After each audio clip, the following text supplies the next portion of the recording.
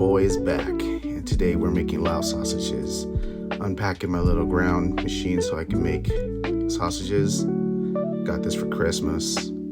Going to start off by mincing some herbs together, getting it into a grind so that it can be more like a ground minced herb. Mixing in the pork belly, pork shoulder, and then mixing in the herbs, some cooked sticky rice, and some seasonings. Gotta mix that up real good. Can't wait. Now I'll tell you, it was pretty hard stuffing these sausages. I don't know if I can ever do this again, but it's my first time, so bear with me. So it didn't go as planned, but I did an okay job stuffing the sausages. Did have some issues. Tried all these different ways to actually get it to work, and I was not having it. But eventually I worked through it, and I will tell you, it was tough. I'm pretty excited for this project because I've never done this before, and I'm learning so much.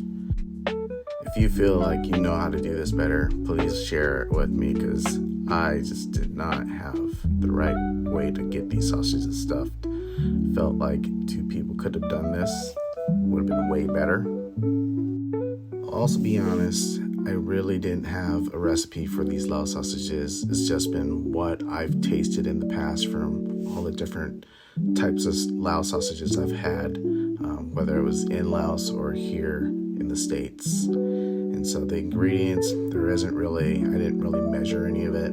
I just kind of did it by eye and added what I could. So there's probably ingredients I missed, but I think this was the most of what I knew and how it tasted. And so I'm hoping that these come out really well. Now, my favorite type of Lao sausage is the spicy type, and I'm hoping the peppers I put in this are going to be spicy enough, but I'm doubting it. I put 30 peppers in there, but there's more meat than I expected.